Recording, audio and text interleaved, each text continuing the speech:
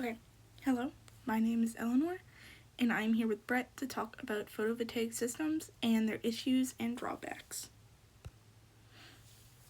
So, most people wonder, how do photovoltaic systems work and how do they capture sunlight?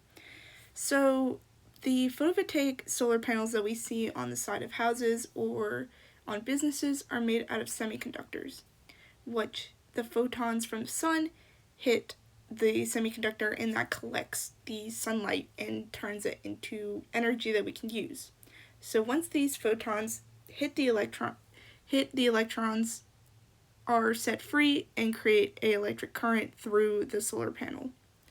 And since the electrons are negatively charged, just like let's say a battery is, it creates a voltage which can start up an electrical current which then can power anything, such as heating, lighting, batteries, anything you would normally use other forms of electricity or other types of fossil fuels to power. So, the parts of a photovoltaic system, so when we see them out in the world, they just kind of look like blue panels, but what are they really made out of? So the photovoltaic cells or panels are made out of zero point 0.5 to 4-inch cells that are connected together called a module. And then in order to create a larger surface area to collect more sunlight so that way we can operate more efficiently using these solar panels, we take the panels and connect them together to create an array. But since these photovoltaic panels are a direct current system, they need something called an inverter to convert the direct current to a alternating current in order for these to be used. So that way the electricity that is being um, converted into usable electricity through the solar panels, they can be reused throughout a home or a business through an alternating current. And the solar cells in each panel is made out of copper indium, gallium selenide, and cadmium telluride. And these are mostly found in thin, thin cell solar panels, these types of heavy metals, but some solar panels can be made out of other things. So, what are the different types of photovoltaic systems? So, there are thin film photovoltaic systems, which I kind of just talked about earlier, which are created by having a photovoltaic material such as crystalline silicone in between thin glass sheets. So they're layered sheets, so it's like the silicone and then a glass sheet and then more silicone and then a glass sheet, and it creates a layered effect. And this is a lot cheaper to produce because there's less material being used, but they're less efficient. And then there's something called a concentrating photovoltaic system, which is used with mirrors, and so the light can be reflected onto the cells.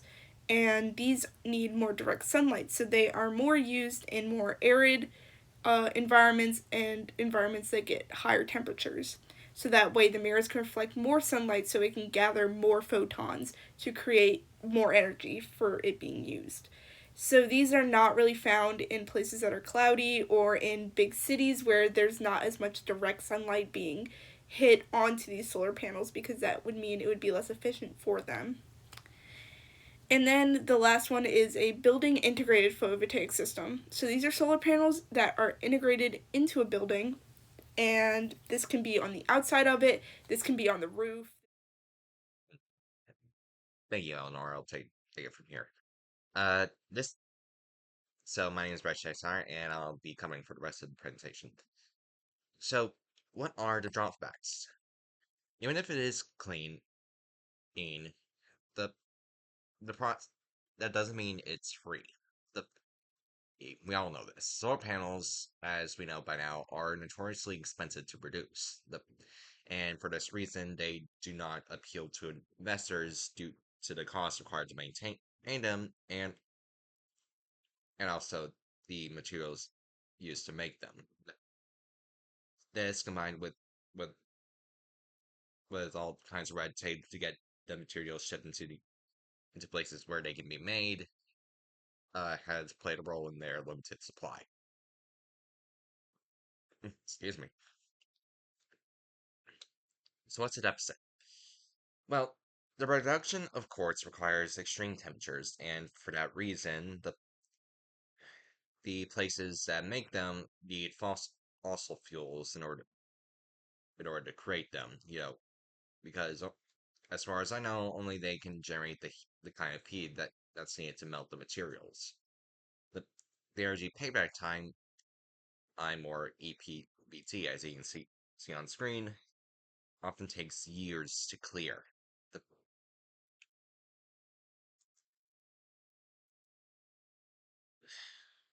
and that's not to mention the waste products.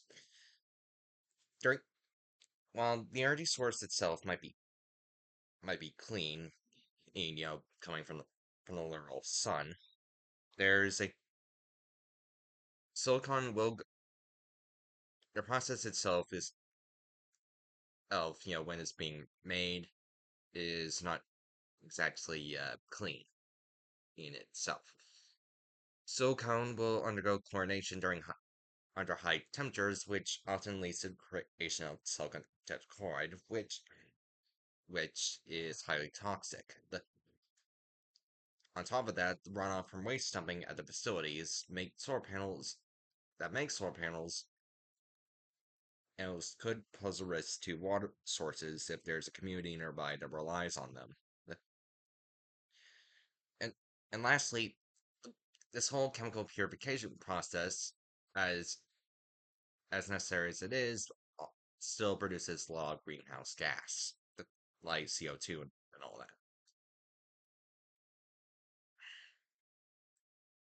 This is probably brought before, but it needs to be emphasized. A lot, a lot of materials needed to build photovoltaic systems like solar panels are not easy to come by. The, Again, there's a bunch of red tape in the way of getting materials from places where they can be found and extracted. And on top of this, not a lot of providers, companies are supposed to be minding this, are don't exactly take accountability for lives that can be put at risk to obtain these materials. Which begs the question, how many lives worth one solar panel to fuel your home? Now we get to the duck curve. Photovoltaic systems need the sun in order to keep functioning. That's and while yes, there is capacity to store keep the energy accumulated from the sun in specialized storage. It goes much deeper than that. With the sun, so if the saying goes that seashells on the seashore. However, the shell the value of these shells will fall because they're just everywhere. The shells all over the sand. Sun is almost always present. The high high supply, no scarcity, and therefore little demand. The and but that's not the only thing that tends to turn away potential investors. There's also concerns over what kind of strain this could put on power grids. The it's the As you know, the sun is not always there in the sky. It goes over on the horizon, and this sun and reduction in solar energy, coming in can cause ramping, which is a sudden fluctuation in power. But the and if solar grids are not equipped to deal the with the sun, you know, influxes of power, it could it could potentially cause blackouts, which of course costs even more money. And I did mention that source energy require d- does have storage, but it requires a lot of it. So businesses or facilities that need this power that do not come in the middle of the night, if that makes sense. But lastly, there's the constraints of solar panels. The maximum thermodynamic efficiency barely reaches over 30%. And as it stands, and its current commercial panels only max out at 15 to 22%. And, and this and yes, while efficient, performance will not plateau for long. It will decrease if the panels are not regularly replaced or cleaned.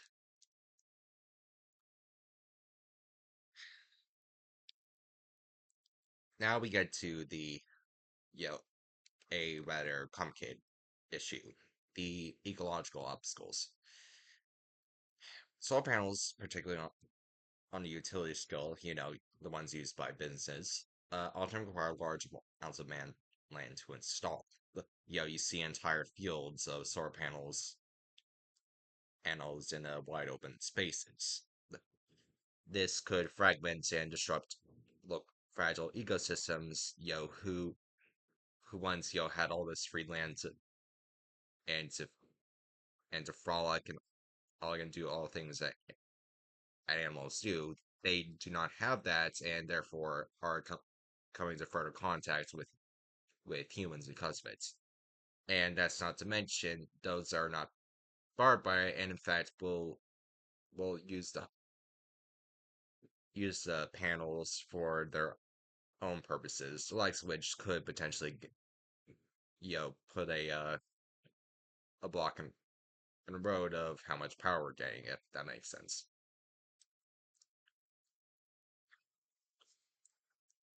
But but here comes something that I don't think a lot of us tend to talk about: the end of life. The, well, yes, the solar panels do provide a lot of clean energy. Current models uh, have a short lifespan, maxed out at 30 years. The, and as a lot of panels are made around the same time, that means millions of them, once they eventually do expire, will hit the landfills at once, which will contribute to a larger e-waste crisis that will land by mid-century if something is not done about it.